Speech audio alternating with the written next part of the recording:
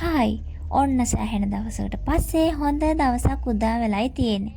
ඉතින් ඔයාලට අද සිද්ධ වෙනවා මාත් එක්ක මගේ අද උන මොංගල් වැඩ දිහා බලාගෙන ඉන්න. මොංගල් වැඩ කියලා කිව්වට ඉතින් එහෙම ලොකුවට මොංගල් වැඩක් උනේ නෑ ළමයි. කාලා බිල සැපක් නින්දක් දාගෙන ඉන්න තිබ්බනේ කියලා බැනගෙන එන්න එපා මේක බලලා. අපේ ලොකු බොස් ඉතින් අද උදේට කාලා ලෑස්තුනේ නාන්න යන්න. නෑ එයාව නාවන්න යන්න. අපි විතරක් නාලා සුන්දර හිටියන්න මදින ළමයි. එයාත් කැමති ඇතිනේ නාලා ලස්සනට ඉන්න. ගෙදරට වෙලා ඉන්න කියද්දි පැනගෙන ගියා මාත් එනෝ කියාගෙන. කඩ පියාගෙන තප්පරයක්වත් ඉන්න බැරි මම කියවන්න පටන් ගත්තා ඉතින් ළමයි. කියවගෙන යන එකත් මගේ පුරුද්දක් ඉතින්. මොනා කරන්නද? ඒක නතර කරගන්න කොච්චර හැදුවත් නතර කරගන්න බෑ. ඒකට මොන හරි බෙහෙතක් දාන්නවා නම් ඔයාලා මට කමෙන්ට් එකක් හරි දාගෙන යන්න කියලා මම ඉල්ලනවා ඔයාලගෙන්. තව දෙයක්. ඔයාලත් මම වගේ ලස්සනට කියවගෙන යන කෙනෙක් නම් ලස්සනට නෙවෙයි යන්නේ නිතරම කියවගෙන යන කෙනෙක් නම් ඒකත් මට කියන්න. මොකද මාත් කැමතිනේ දැනගන්න මම වගේ තවත් අය ඉන්නවා කියලා. හොඳම වැඩේ තමයි ඉතින් ළමයි. ඔතනදී මම දැක්කා සියා කෙනෙක් ලස්සන ගවුම් පැක් එකක් තුරු කරන් ඉන්නව ආච්චිට ගෙනියන්නද කොහෙද? මං ඉතින් ඒක ඔය අපේ හබීට කියන ගමන් හිටියේ. ඒත් එකම තමයි දැනගත්තේ මම සීට් බෙල්ට් එක දාගෙන නෙවෙයි ගිහින් තියෙන්නේ කියලා. මොනා කරන්නද ඉතින්? එතකොටම හිතාගත්තා හින මගේ සීයේ කොහෙද තියෙන්නේ කියලා. ටක් ගාලා සීට් බෙල්ට් එකක් දාගත්ත බැනුම් ගන්න බෑනේ ඉතින්. ඔහොම තමයි ඉතින් ජීවිත කතාවමයි ගෙවෙන්නේ. ටික අපි ඉතින් අපේ නාවන පොට් එකට ළඟා වෙන්නයි යන්නේ. කොහෙද ඉතින් කරන්න බෑනේ. අපි විතරක් නෙවෙයි වාහනේ ඉන්නේ. ඒත් එකම තමයි මතකුනේ මගේ පොකට් මනි ටික මං ගාව තියෙනවනේ කියලා. අපි කොහොම හරි කතාවෙන් අපේ වාසස්ථානයට ආවා. වාසස්ථානයේ කිව්වේ ඉතින් ළමයි නාව තැනට හොඳද? එතෙන්ට වෙලා අපි පැය ගාණක් ඉතින් උඩ බිම් බල තමයි හිටියේ. වෙන කරන්න දෙයක්වත් නෑනේ.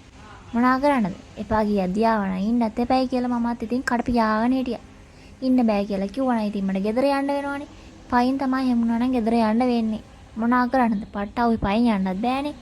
ඉතින් මම කඩ පියාගෙන ඔන්න ඔතෙන්ටලා බකන් නිදාගෙන වෙන දෙයක් බලාගෙන හිටියා. ඒත් එක්කම ළමයි ඉතින් වාහනයකින් එක නාවන්න පටන් ගත්තා. ඒක දිහා බලාගෙන ඉන්න එකත් පුදුමාකාර ආතල්ලයක් කියලා මට එතකොට තමයි හිතුනේ. ඔය බටේ ෂැම්පූ එකයි දුන්නා නම් මමත් නානෝනේ යාළුවා. කොහෙද ඉතින් මට ගිහින් ඉල්ල ගන්නත් හිතුණා. ඒ දරම පට්ට අම්මලිගම හිටියේ.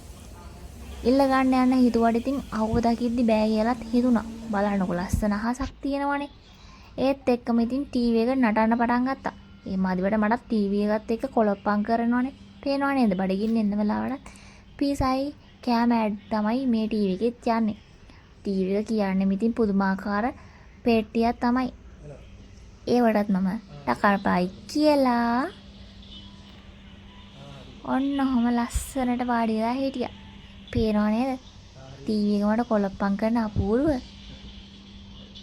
මොනා කරන්න ළමයි දුක තමයි. කොහොම ලැබෙන පප්පයකුත් කාලා සතුටින් සාමදානෙන් ඉන්න තමයි මම මේ ඉන්නේ. ටීවී එකේ පෙන්නුපේවට කෙලගිල හිටියා ඇති ළමයි. දැන් ඉතින් මම ලොකු දඩයක් පුංචියට හීනියට දාන්න තමයි යන්නේ.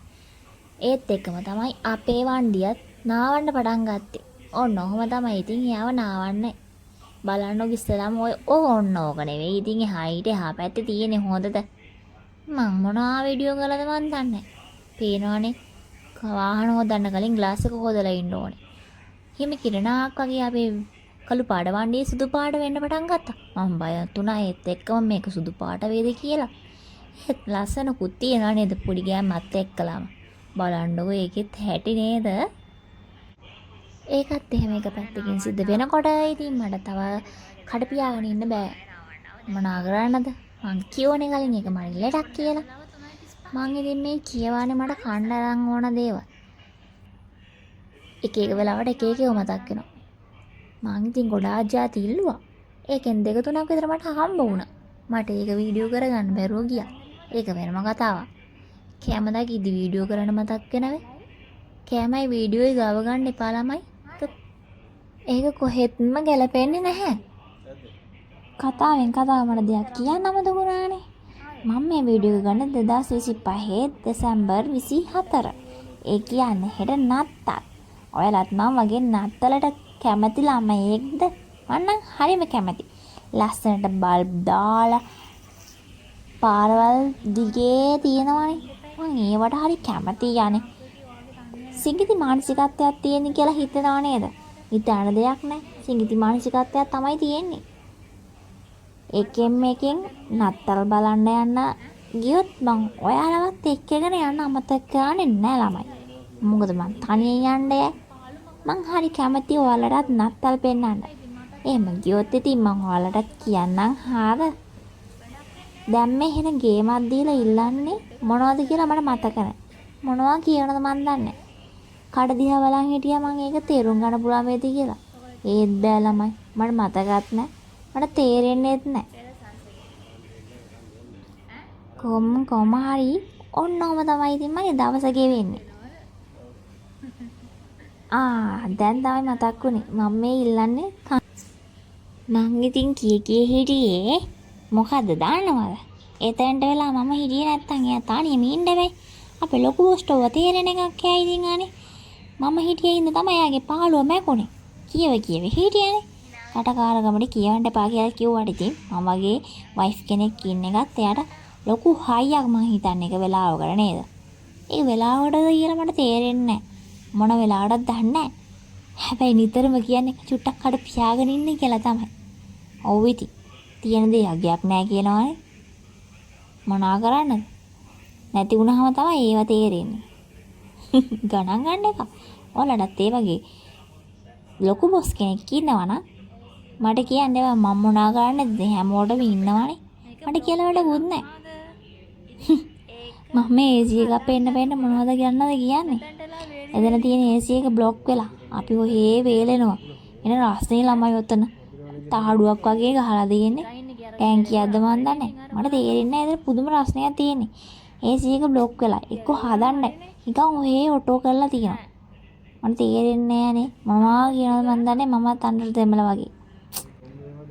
තේරෙන්නේ නැහැ. ඔන්නෝම තමයි ඉතින් අද දවසේ ගෙවුනේ. කොහොමරි මට කියන්න උනේ ඔච්චර තමයි. එහෙනම් ඉතින් මෙතෙක් වෙලා මම ආසා සිටි ඔබ සැමට සම්මා සම්බුදු සරණයි. එහෙනම් මං ගිහින්